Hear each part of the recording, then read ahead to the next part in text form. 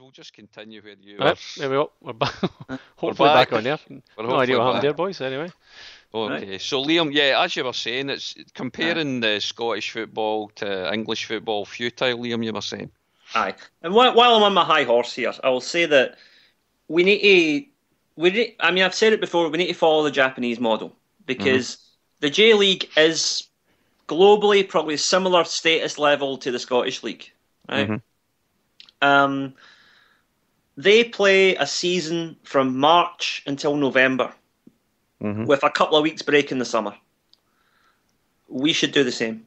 Because think about it. November's when it starts to get really, really cold in Scotland.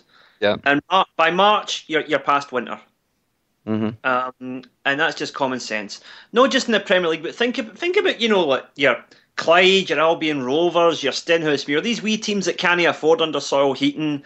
Yeah. The teams that if a game gets postponed, it is a serious financial issue for them. Yeah. If you'd move to the March to November calendar, postponements would, by and large, become a thing of the past. It would the whole thing would flow so much smoother. The other thing they do here, which I think is a great idea, the League Cup, right? Now, the League Cup is, of course, it's good if you win it, but it's still, apart from being the icing on the treble, it's not really got much status in its own right. So I think what they do here, in Japan they call it the Emperor's Cup. And it's basically, it's the same sort of knockout tournament, but it's played over about 3 weeks in December at the end of the season. And the final is played on December 23rd, the Emperor's birthday. And that's a great way to round off the season. Whoever, quite often teams who come second or third in the league end up winning the Emperor's Cup because they see it as a kind of a revenge, a way of saying, well, actually, we are the best team, And I could see similar things happening in Scotland. I could see us squishing the league, but then maybe Aberdeen or Dundee United winning the League Cup, Yep. If you're in it in the same format.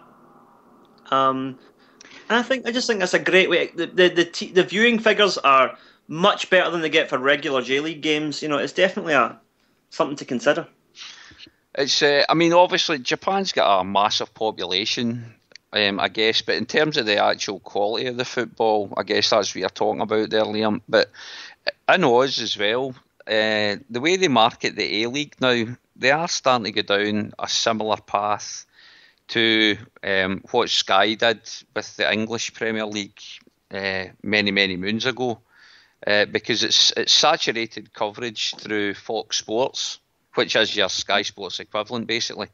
And they show every single game over the weekend is shown live on that channel. It's basically every single game is live. And you can see that they're ramping up their marketing. And some of the attendances you get at these A-League games now are really, really good. The teams are well followed. You get a good kind of, you could describe it as, would you say, a European atmosphere at these games as well, Pat? Especially with the likes of Melbourne Victory and Western Sydney Wanderers, Sydney FC. They can get some pretty decent atmospheres. But the quality of football itself isn't. It's certainly not fantastic by any manner of means. But they've got a product and they're marketing it very well. Just the Scottish Premier Football League just does not market itself very well at all. It's just. It's miserable. It really is miserable. You see they package up a highlights program that they must sell to countries around the world because we get it here on beIN Sports. They'll show it once a week. Now, I very rarely tune into it. It's only half an hour long, but it's pathetic. Just the way it's put together. It's Mickey Mouse. It's really amateurish. It's Rob McLean doing his wee bit. It's like rewinding back to what sports scene might have been like 20 years ago. That's honestly what the coverage is like. And then you look at the slick kind of the Premier League, English Premier League preview shows that you get on every channel that you turn on to. But again, you'll get that on Fox Sports. But just the professional way it's presented, very similar to the way the Champions League preview programs were put together. That you used to watch. It's night and day the way that the league is marketed. in the way it's put out there. And to say that, we're just a wee, yes, we are just a wee country of 5 million, but bloody hell, the resources that they've got compared to some other countries, it's still a hell of a lot better. And they could do a hell of a lot better with it. And having Sevco there or not, I agree with you, Liam. I think that's a spun story by the Scottish mainstream media again, that one needs the other just as much. But I think that's a load of crap as well. The other teams will find a level there. We're head and shoulders above right now, but there's no reason why other teams couldn't find a level there and start challenging if, again, it's marketed correctly. See, Kev, it's being a bit of a devil's advocate here, right? So if you think of who they're trying to sell it to, you're talking about marketing the Scottish game to an audience of some sort, right? Now, in places like here, I'm guessing America, USA, and Canada, and the like, Scottish football it's just a filler. That half-hour show you're talking about in BN Sports, it's never going to be any more than that. Without us playing, the Huns four times a year, it's never going to be any more than just a filler on TV channels here. In Scotland, in the UK, you get the stuff before the game, you get the stuff after the game, you get the half time. Over here, we don't even, we get, as you know, we get literally Zippo. If you're watching through normal BN Sports, the coverage starts about, at best 5 minutes before the game starts, and all it is a picture of a camera behind the goal. Yeah. And then all of a sudden you hear there's no commentary, no hunt, and the players come out in the park, and then it goes to the coverage of BT Sport or Sky, whoever's got it. Yeah. Yeah. And more often than not, you'll get the same commentary, which I still find hilarious to try and blank out all the adverts and stuff like coming up this week on BT Sport. Just leave it. We know it's not your coverage. We know it doesn't belong to flipping BN Sports. So stop trying to fudge it and make it as if it actually is. But you also, what you also, just a second, Liam. They do exactly the same way. Liam. One at a time, lads. One at a time. Hold on. Sorry. So what you also got here is you don't get all the fancy, you don't get all the graphics, you don't get all the stats. You basically don't get any. You essentially get what you see on your TV screen without all the graphics, without all the that's right. He's had 15 touches and it's 49% possession for this in the past. We don't get any of that. So right. You're talking about who you're marketing the game to. They have to determine who they're going to try and push the game and try and promote the game too, because if you're going to try and do it to people in Australia, no disrespect, but you need the Glasgow Derby matches to do that, because people will not watch it. Otherwise, the only people that are watching, I would say, the games over here are people like us. Yeah. People that are actually of Scottish descent, maybe Irish, maybe a tiny little percent of English, just the fact that they've got BN Sports. It's 9 o'clock on a Saturday night. Celtic are playing Motherwell away. And there's nothing on the telly. That's about the best you're going to get. So I just don't see if they're going to try and market it, they need to try and determine who they're going to market it to. Because to countries like here, I'm guessing the same New Zealand, I'm guessing the same Canada, I'm guessing the same USA. Unless you're going to have the big matches to show people, there's just no interest for them. It is literally just even as a football fan, would you sit and watch TV if it was, flipping, I don't know, the Greek League? Would you sit and watch it if it was the Greek League? Or the Norwegian League? Well, probably not. Would you even record it? Probably not. If it was a game that was on... I'll bring you back to my point earlier, though, about Stoke City versus Burnley. I mean, is that a fixture that you would go out your way to watch?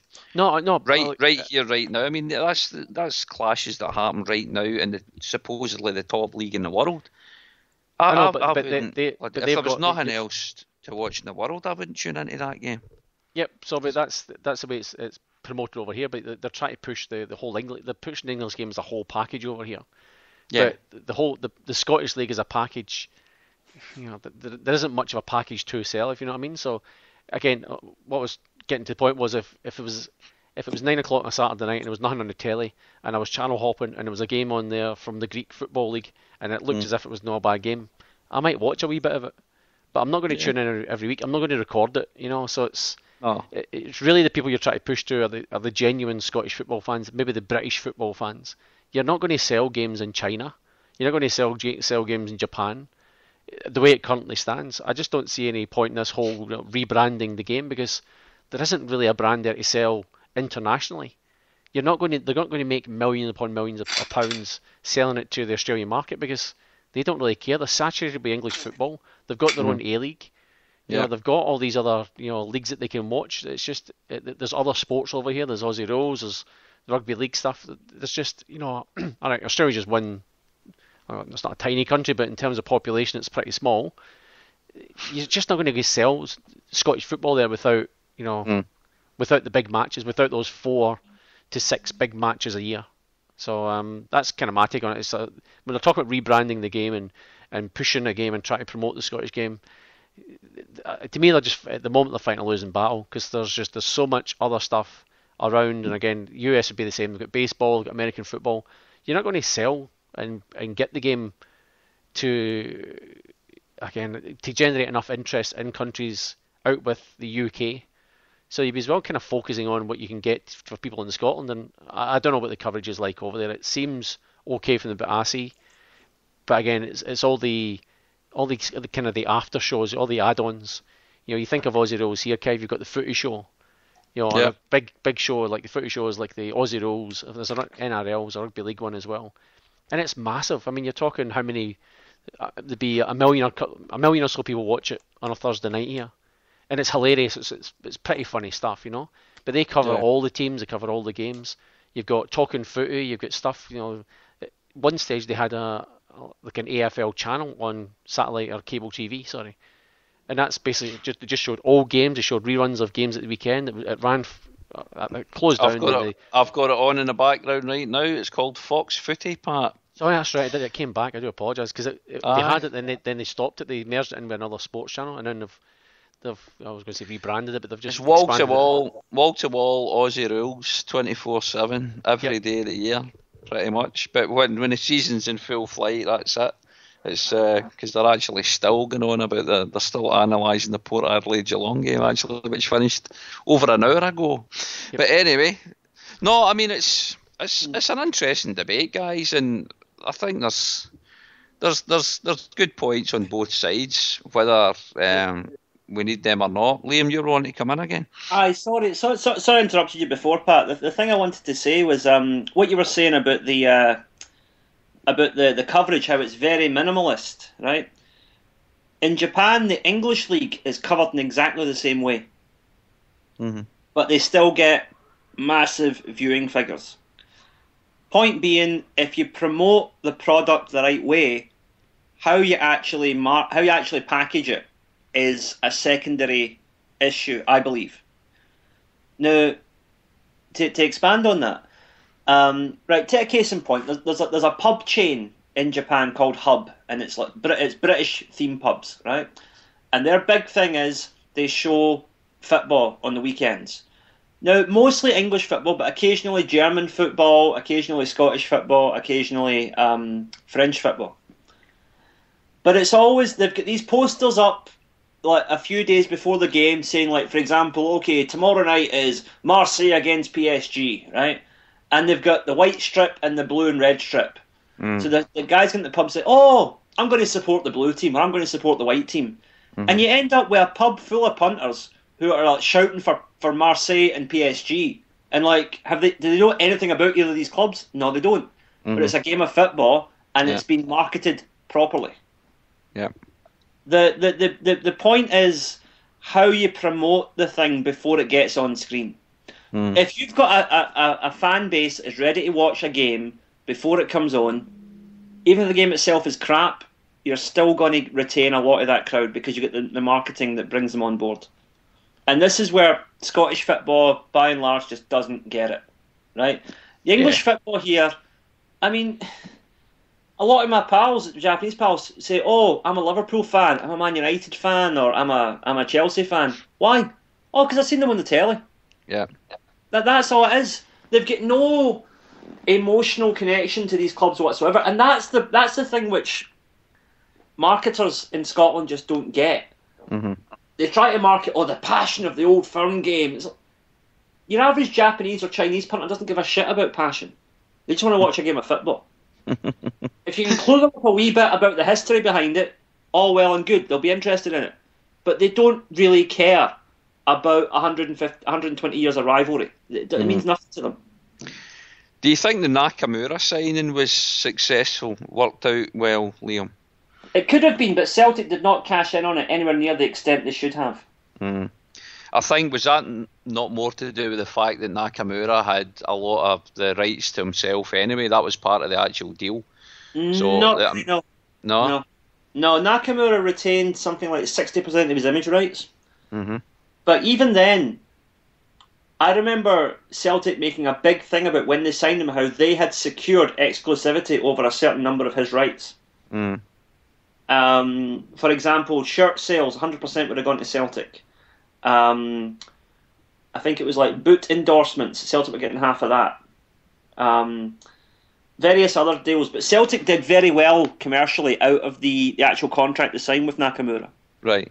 But they did not market it anywhere near the way they should have. Mm. I remember, I'm going back, what was it, 10 years ago we signed him, right? Must have been. I moved to Japan about 18 months after we signed Nakamura. Mm-hmm. And about 6 months after that, my dad came over to visit me. And he's like, "Where's all the Nakamura tops?" I'm like, "What do you mean?" He said, some guy who was I can't remember his name, the guy who was the head of Celtic marketing at the time, said to my dad, there'll be loads of Celtic tops in Japan. We've got people out there promoting the club and selling the shirts and bollocks. Nothing. Yeah. Absolutely nothing. Arsenal had their own shop in Tokyo. Man United had their own shop in Tokyo. And Chelsea had their own shop in Tokyo. Celtic had nothing. But we actually had a Japanese player who was marketable, and we didn't cash in on it at all. Not only was he marketable, at that moment in time, Nakamura was the best player in Japan. Even today, he's probably still in the top 5 all-time Japanese players. Mm-hmm. And, nothing. We did not do anything with that. It's like the thought was there and the intent was there, but they just never saw it through for whatever reason, or had the ability to see it through. Because I'm no marketer myself, but you'd think certain things like you're suggesting there would be fairly obvious. Open up. It doesn't even have to be a superstore. It could be a kiosk, for Christ's sake. Yeah. That kind of idea. I mean, it doesn't take a brain of bloody Einstein to figure it out. It's strange. And again, given the way that we are run, Celtic is run as a club and as a company. There's no getting away from it. It is run very well. It's run very conservatively, but it is run very well. And I know some people don't like the way it's run because they'd rather be splashing the cash. But I can't fault it, to be honest, the way that they do their business. But at the same time, you would think that the huge untapped potential that we have got, and whether it is being smart and the types of players we sign from, the types of countries we get them from, and then using that to our advantage. Because let's face it, we have got to use every small advantage that we can get. And the league we play in, as we've said, the resources just aren't there. It's totally incomparable, the Scottish Premier League to the English Premier League or any of the other big European leagues or world leagues. So we need to think smarter, and we need to be smarter. Just to try to get any little advantage we can. And I'd love to have been in a situation maybe now at this time if we could be signing a Nakamura again and see if we would have done things slightly differently this time round. I don't know if we've got more smarts about us to be able to do it now than we might have done 10 years ago. More experience, not sure, but you'd like to think that there's guys in there that are thinking on smarter ways that we can do the best with what we've got. But here's the thing: it's like the Celtic. I think one of Celtic's main problems is that in some departments they delegate too much, and in other departments they don't delegate enough. Like the marketing and the overseas promotions, Celtic have an obsessive need to retain 100% control of that. Control freakery. Mm-hmm. Then you look at the stadium catering. They can't outsource that fast enough, and fans suffer as a result. Mm-hmm. And this is the problem. It's a lack of a lack of cohesion in what they do. You know, clubs like Man United basically outsource everything, and they just wait for the profits to come in because they've got the name they can trade on, right? And they rely on the likes of Nike and all the other sponsors to build the brand for them, right? Because they know they've got a name that can be promoted. Celtic's name is potentially maybe not quite as big as Man United, but certainly on a par with most of the English Premier League if we marketed it properly. Yeah. But we don't, because we try and do it ourselves. Mm. You know, we bring in people like New Balance, who are basically get very little presence in football at the moment. They're building. I mean, they've got Liverpool on board as well, but yeah, you know, it's not your blue chip company that we want promoting us. You know, I'm guessing they probably offered more cash up front than the others did, so Celtic took the cash up front without thinking of the implications.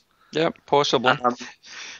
It's an interesting one because when you do look at that, I mean, your big sports brands are, of course, Nike and Adidas. They're the kind of, as you said, described them, your blue chip kind of the sports brands.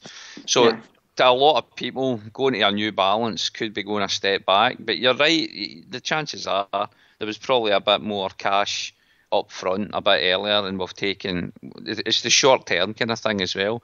But I think you're right as well. New Balance have said themselves they want to try to break into more sports clothing, because I think they're famous for their footwear and things like that.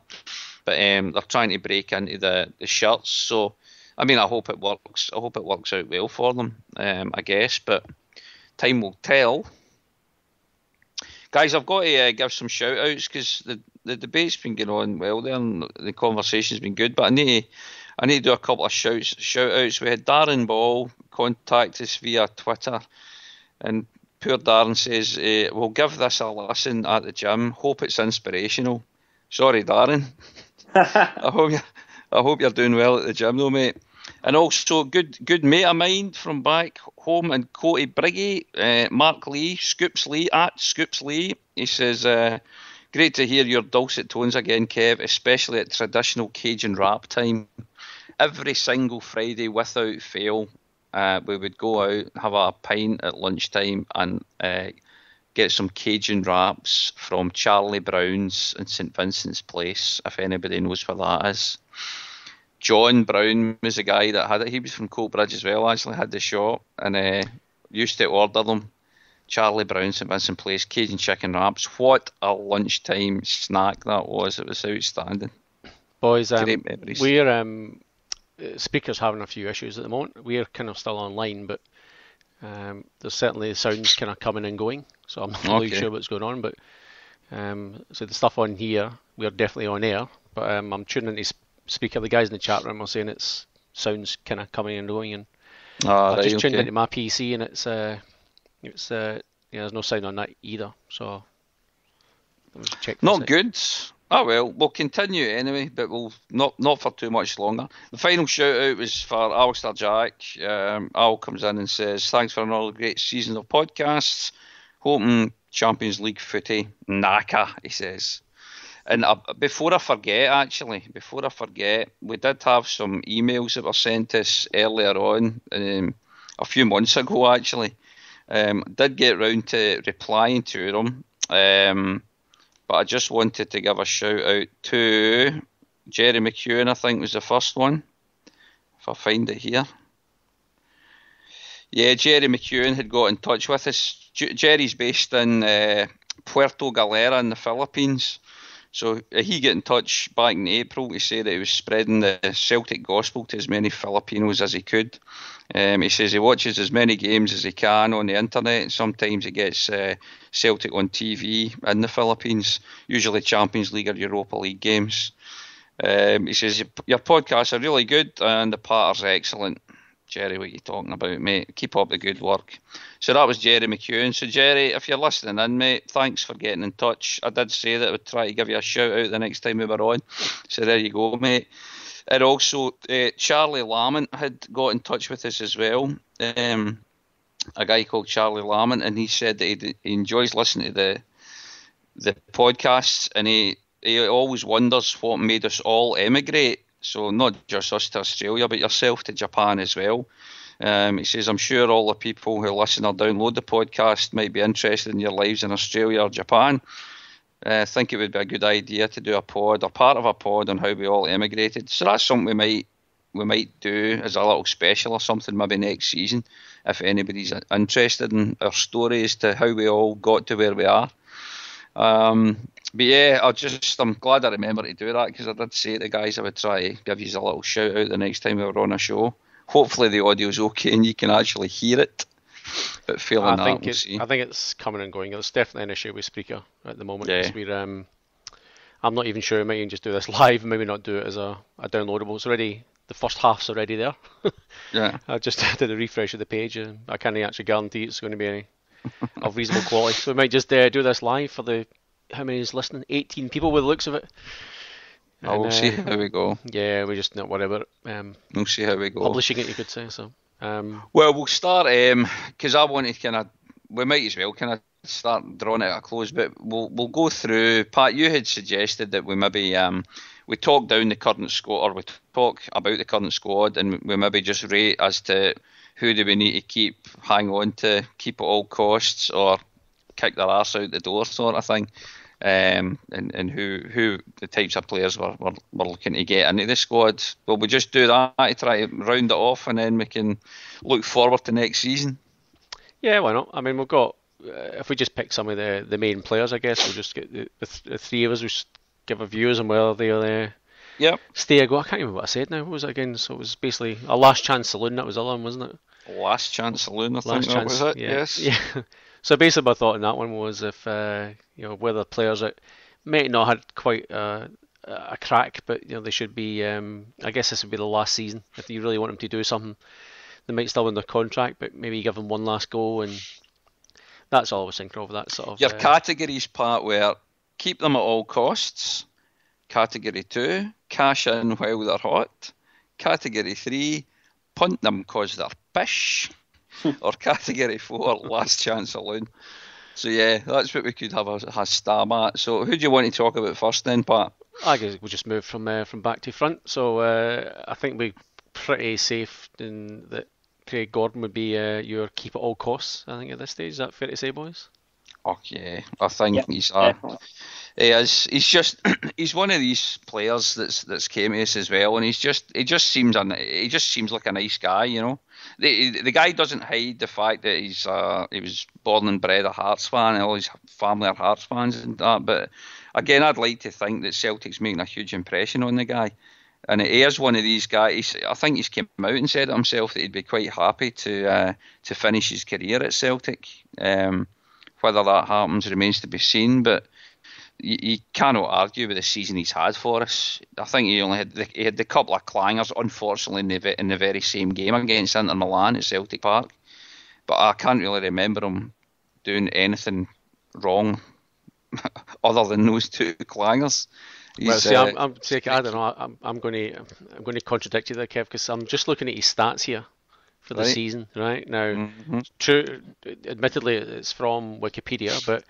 It must be true then. 52 appearances, Kev.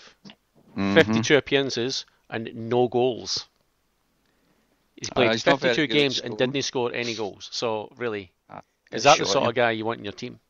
Get shot him. No use. Has to go. He's got to go. Yeah. Right, well, so we'll quickly rattle through them. So, Liam... I take it you were the same there, Liam and Craig Gordon. Absolutely. Yeah. If we're going to go through every player and you're going to give the same opinion you just gave, Kev, we'll be here till, what time is it? I was going to say midnight. It's only 10 minutes to midnight already. He deserves special mention, Craig Gordon. Right, okay. I'm going to rattle through them. Liam, Lucas Zaluska. What does he fall under? Is he last chance saloon or is he out in his arse? Punt him his pish. Punt him his pish, all right. I'd go with that as well. All right. So we'll go through again back in defence ends. With another, I'm just looking at Wikipedia. There's Leonardo Fassan. So that's a no comment. Christ, you're going through the full squad. I'm not going through the full squad. I'm going to pick some funny names out of this. There's names I don't even know who they are. I'll be honest with you. So sorry, Jack Breslin in defence. I didn't actually know who you were. Adam Matthews. Keep him. I quite like Adam Matthews. He's still second choice behind Mikael Lustig in my opinion, when he would be fit. Yeah, for me, I think he's ahead of Lustig now. Lustig's signal. Oh. That's in my opinion, but anyway, Emilio. I'm happy. I'm happy enough with him. I think we are going to bring somebody else in for cover at left because we don't really have cover at left back, and I don't like this using right backs as left backs thing. We need a proper left back for cover, but I'd keep Emilio.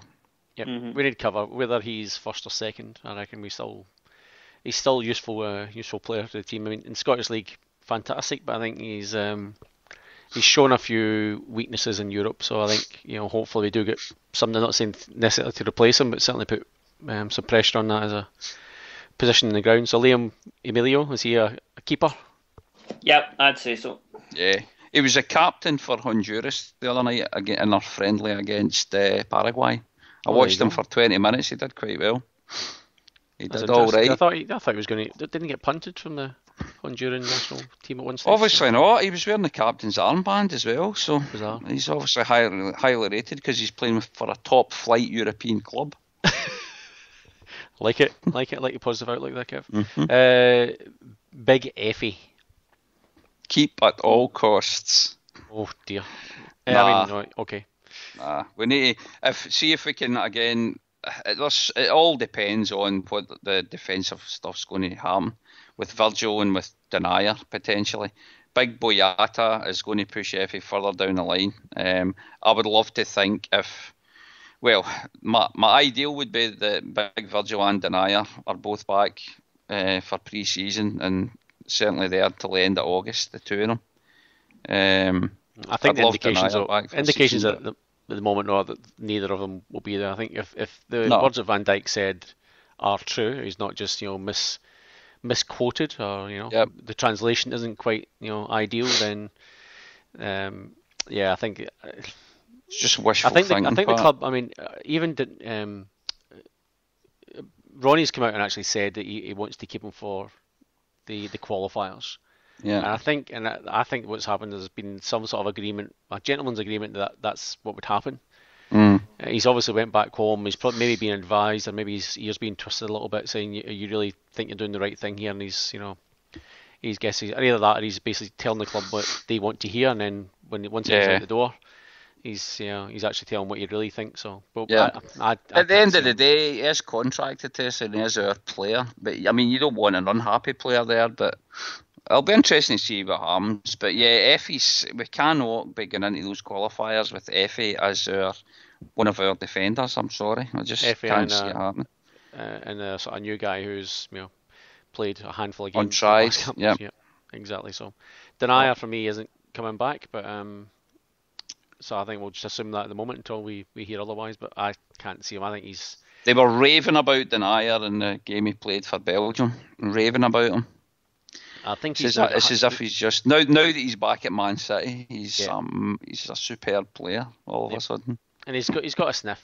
He's actually he'll be in the squads and stuff like that. So he's top notch, man. Denier, top notch. Yeah. It's a pity if we can't get him for any longer. But anyway, all right. Moving on. Mikael Lustig.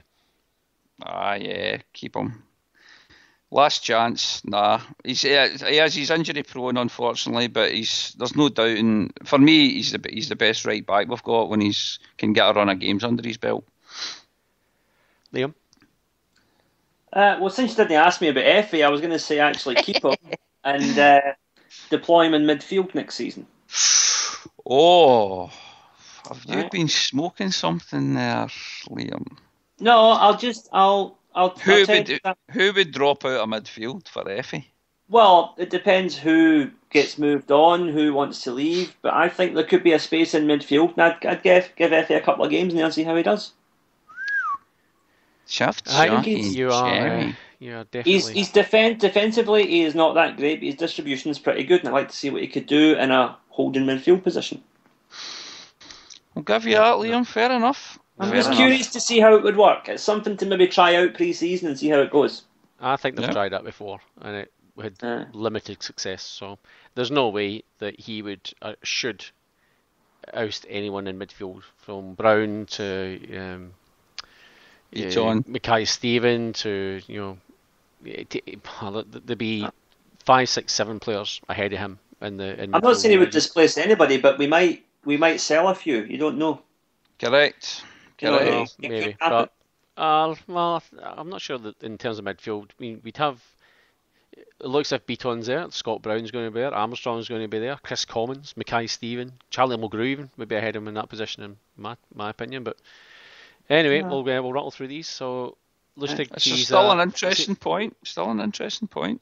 I'd like to see it. Lustig's almost last chance saloon because I think he's been injury prone for a couple of years. So I'm going to put him down as. I would rather have him there as the right back, but I was impressed by what Matthews did during the year. So and Matthews is quite injury prone himself. Remember, he is. Yeah, I'll give that, but not to the same extent as Lustig is in recent times. So, but anyway, all right, let's move on. I can't really think of anyone else in defence there that really jumps out. Midfield, we'll just quickly go through them. So, just give your opinion on each of them. So, near Beaton. Oh, yeah, keep him. Keep him. Yep, he did well last season. He can only get better. Yep. Keep it all costs. Scott Brown. El Capitan. Yep. Got to keep him. He's doing great for us. Yep. Best form I think he's been in since I've seen him anyway. I've never really been a huge fan of him, but he's maturing. He's definitely maturing. He's turning into real captain material. So yeah. Oh, there's still there. He still does the odd thing that just really annoys the living Jesus out of me. But just stupid stuff, lashing out and doing stuff. Sometimes he's maturing, Pat. He's not maturing, but he's maturing. Yes. All right, so let's quickly go through these.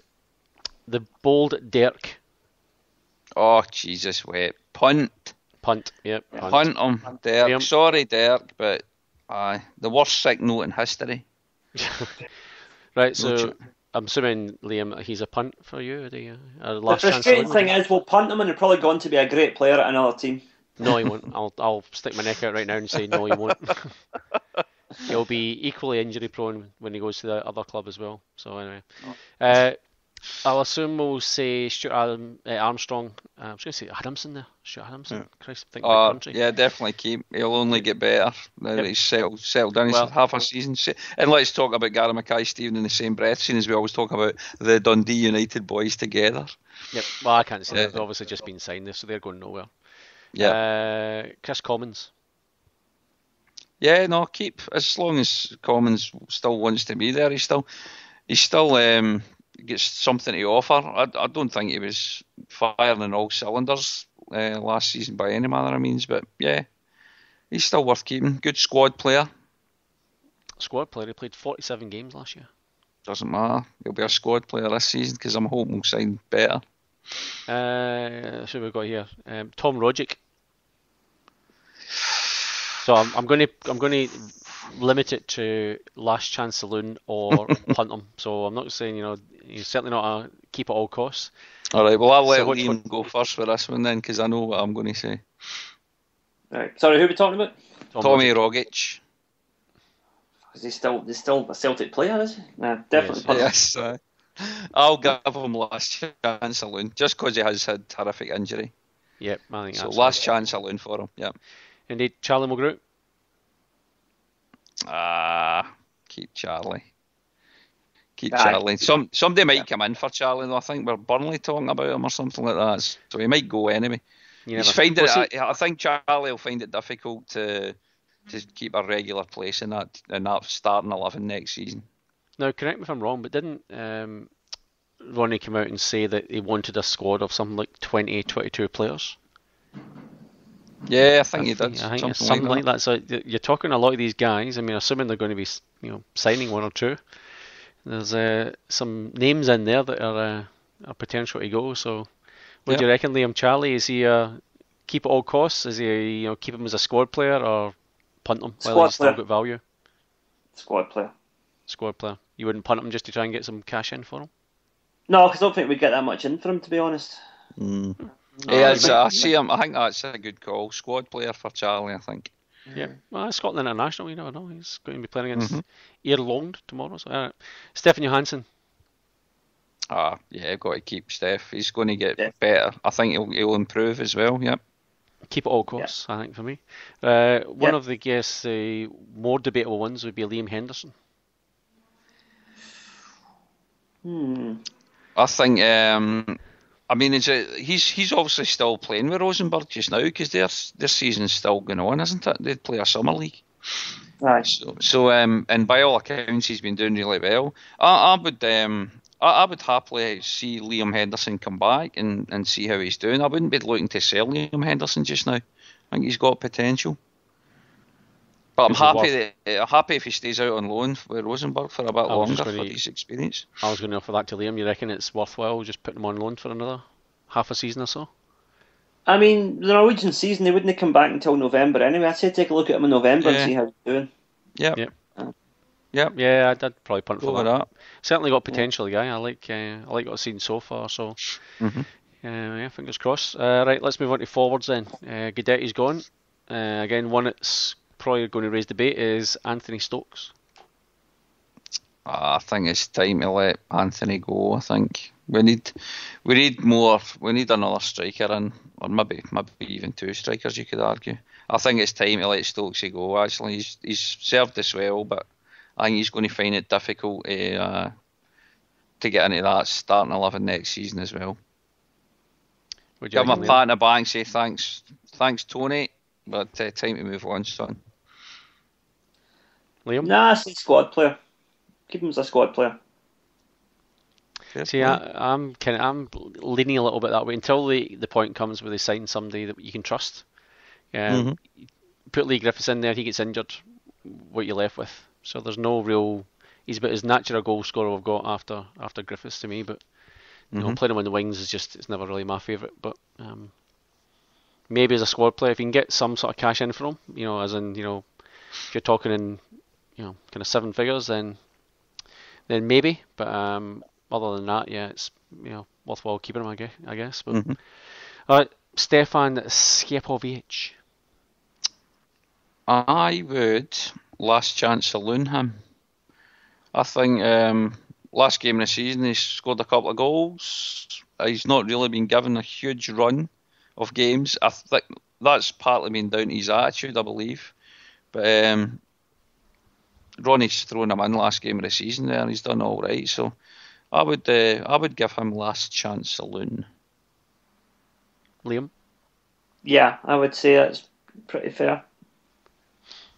I would say maybe till January.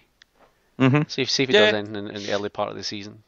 That'd be fair enough. Yeah, and see where he goes from there. Right.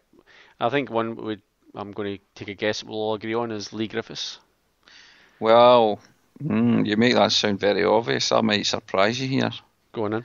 I'm not his biggest fan, as you know, because I think there's no doubt the wee guy can score goals, but I just think there's too much to his game that he lacks in terms of his touch, his control, his distribution, all that kind of stuff. But he can strike a ball, he knows where a goal is. But I would class him in your cash in while they are hot category. Oh, really? I would actually, because I honestly think there are better strikers out there that we could attract to Celtic that would still get similar amount of goals out of them, but they've got a better all-round game than Lee Griffiths has. That's my rationale for that. Chifchi, you think he'd be the one that come in and fill that role? Nah, I don't. I wouldn't fancy him. I think he's got good parts. Again, he's one of my. He's a good Scottish Premier League player, but I don't think he's good enough for Celtic. Unfortunately, I think there's just. I'm still always on the lookout, as you'll know, for a Gary Hooper type, a deadly striker. I don't think Griffiths is a deadly striker. I think it's a bit harsh on that. I don't think he is. I think some of his chances that he can miss as well is. He can.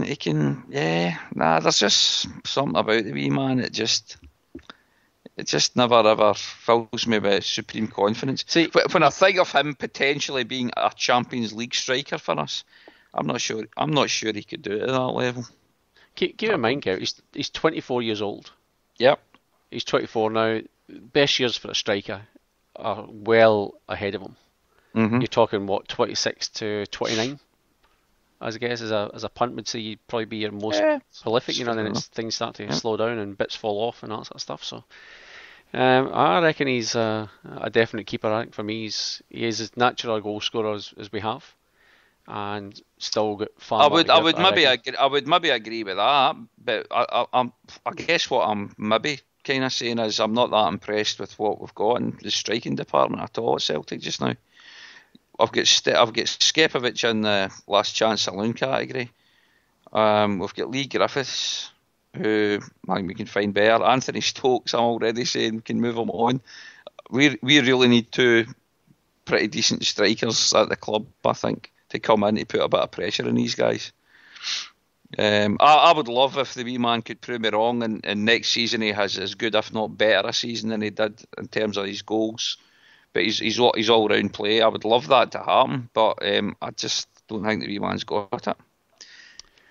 No, I think you'd be a bit harsh. I reckon the way he plays and the way that we play as a club, because essentially you're talking a lone striker for a guy, and you need the way that Deila plays. He needs someone who's busy, who's basically defending from the front, and he certainly gives you that. Now whether he can do that when he's 30 years old, but he's added that to his game. He's added that to his game because I don't think that's the type of player he was until probably midway through the season, actually. No, I reckon he seemed to pull his head in, and Deila got him doing what he needed him to do.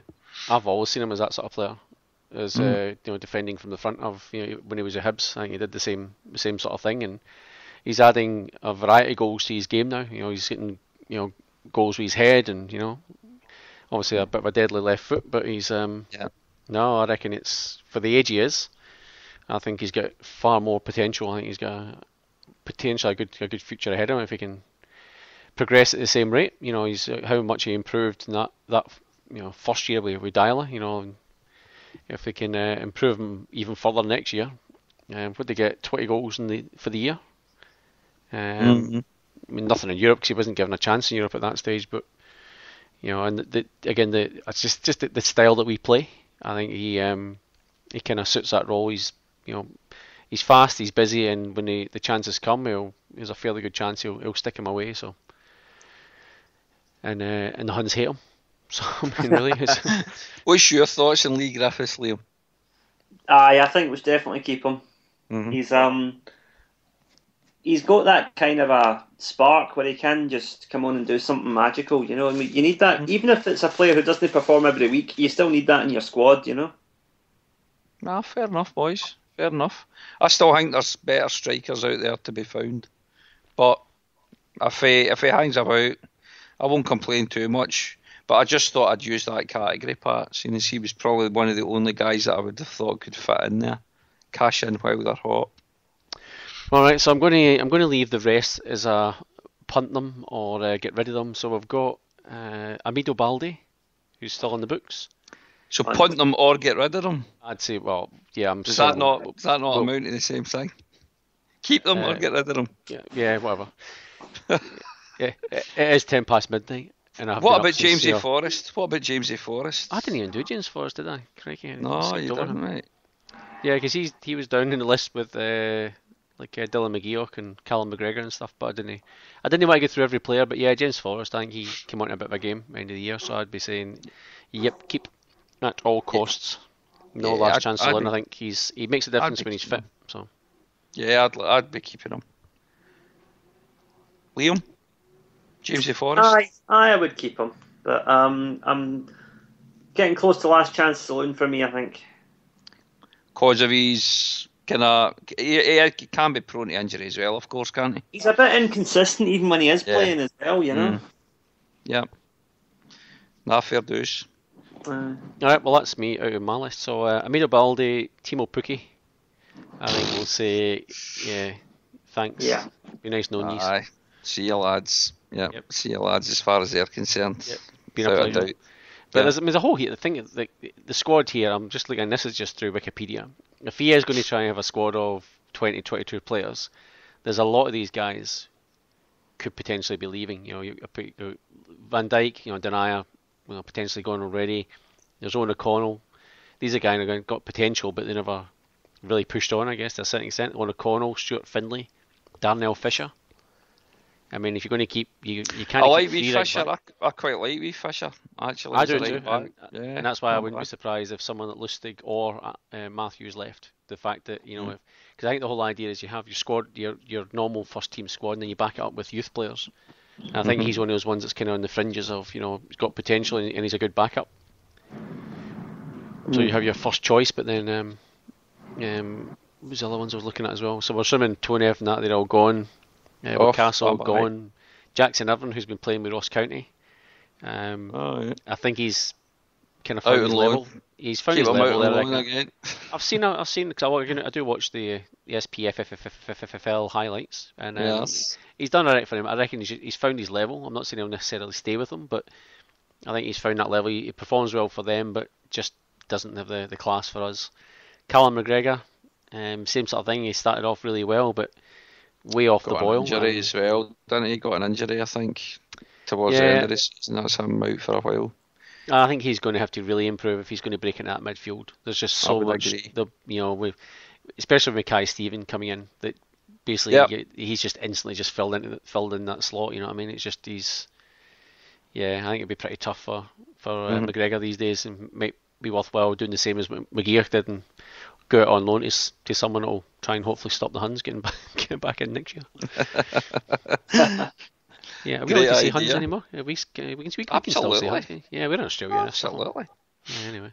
Yeah, so that was it. That was the guys I just wanted to get through. It wasn't necessarily every player, but just again the more popular or again ones that had certain value. But I'll be interested to see who comes in and obviously if they fill a position.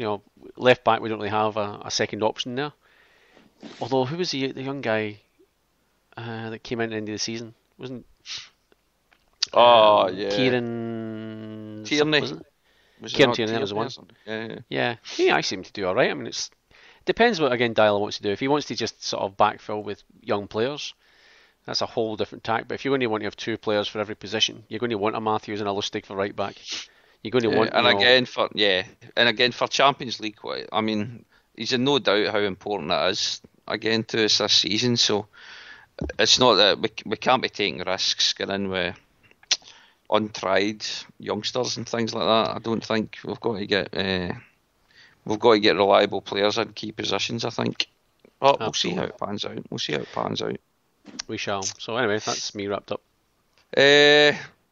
So pre-season there are fixtures. So I'll just run through these very very quickly and then we'll wrap it up though. So 1st of July is a Wednesday. We're at home at St Mirren Park to Den Bosch. We've got all our games at St Mirren Park actually. Saturday 4th of July we've got Dukla Prague at St Mirren Park in a friendly. Friday the 10th of July we've got Real Sociedad, Davy Moyes' team. That's an evening kick-off that Friday evening. Saturday 18th of July we play SD Eibar, our only away game, our only away friendly pre-season. And finally, Saturday 25th of July, we're at home to Rennes, French Ligue 1 team. So it's quite interesting that we are staying at home for most of this rather than have a big mad world tour and knacker the players and chase $1 million to go to some other country. But I think it could be quite good. I think for the preparation for the Champions League, I think it's good. So are we actually going to play St Mirren at St Mirren Park? No. Well, just see the idea here, boys, if you haven't already twigged us, now that they're down, we're giving them some money with these gates to go out buy some players. And as you hinted that part as well, maybe we could loan some of our fringe players out to St Mirren for next season in the hope that they can, along with Hibernian, do quite well in the Championship. But it's okay because Sevco are going to get a war chest. I saw the word war chest mentioned again during the week, so they're bound to. I am, I'm shaking my boots, Kev. Yeah, absolutely. But I think that's it from me, guys. That's it from me. Liam, do you have any notices to make? Anyone you want to say hello to, or you just want to go to your bed as well? A wee thing. One of the things I like besides the football is my martial arts. And last week another podcast with. You did. I noticed that. I was going to give you a ribbon about that. And a podcast extraordinaire, man. We were just talking about what it's like to do martial arts in Japan compared to doing it back in Scotland. And the guy who runs the show, John's been a mate of mine since primary school. And right. If you're interested, go on Twitter and give them a follow at Martial Arts Chat. And check out the latest podcast. It's the one with me on it. Brilliant. It said in episode 4 of our podcast, it's an East meets West special with Scots/Japanese journalist at Liam6783, our very own Liam Carrigan. He's hooring himself around the podcast world, isn't he, Pat? Bloody hell, it's disgusting. He's doing That's it. just disgusting. Bloody hell, get a room, Liam. Fucking hell, seriously. Fair play to you, Liam. Nah, fair play. Shout out to at Martial Arts Chat. We should give it a listen. Okay, nothing really from me because I'm absolutely knackered as well, and it's actually midnight your time, Pat. You must be mega knackered, mate. I'll be up at silly o'clock in the morning to take my sons to Oz Kick again. Beautiful. It's winter time over here, so it's a wee bit chilly at the moment. So I'll be out there with my shorts and my hoops on, as I normally do every Saturday. Good man. Sean, the hoops, did anyone order the new hoops, by the way? Or? I have. I'm still waiting on them to arrive. They haven't arrived yet. I quite like the new away top as well. I think I'll just order that. I did buy the new home top, and it never actually arrived. I got an email from Kitbag saying that they're refunding my money because it got sent back to them. I had to order it again. It was anyway. See, that's what you get for using kit bags and not going through the official Celtic superstore and getting more money into Celtic. I did think about what you said, and in normal circumstances I would buy direct from the club. But you're a tight-ass bastard. It was about, I reckon it was about $100 of a difference between buying a kit from my son and myself than it was buying from a superstore. You're talking, possible. It was 50, £60 for the home top, and I got the home top in Australian dollars straight from Kitbag was $57. And that was blue and white hoops.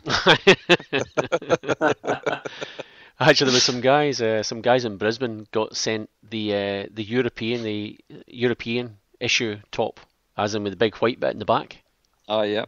So I'm not sure what's going to happen there, but apparently Kitbag said no, nothing to do with us. It's that's what everyone's getting, and these guys wrote back and went, that's bullshit. That's not what everyone's getting. And Kitbag wrote back to him saying, aye, it is, and they wrote back saying, no, it isn't.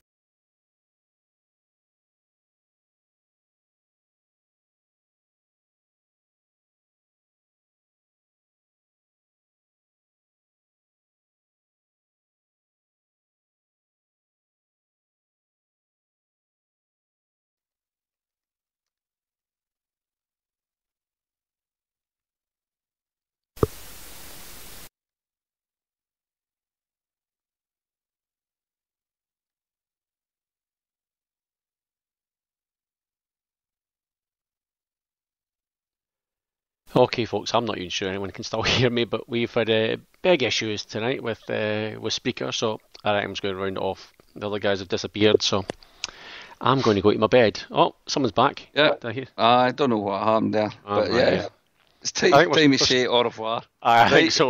Call it quits. So, hail, lads. Are you still there, Liam? No, we lost Liam. So anyway, never mind. All right, I'm sure he says night. All right, folks. Thanks everyone. Cheers, Pat. Hail. Cheers, boys.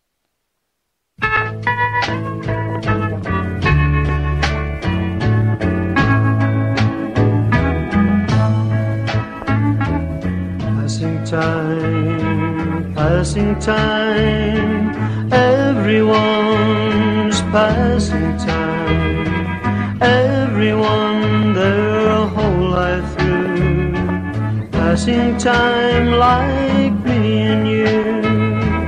Children play their cares away, life is fun, life is gay, building castles out of sand, living in their wonderland.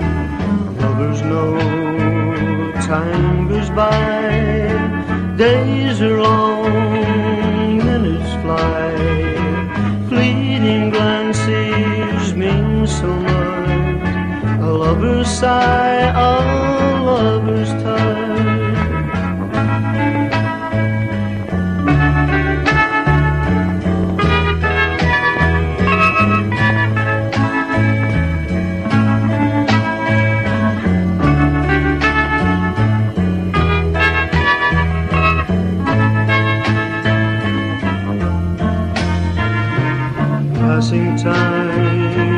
Passing time, everyone's passing time, everyone their whole life through, passing time like me and you, time to laugh, time to cry, time for us to wonder why, moments precious when they're gone, memories that linger on, summer sun, winter snow, autumn leaves, springs aglow, raining changes in the sky, passing time like you and I, passing time, everyone's passing time, everyone their whole life through, passing time like me and you, everyone their whole life through, passing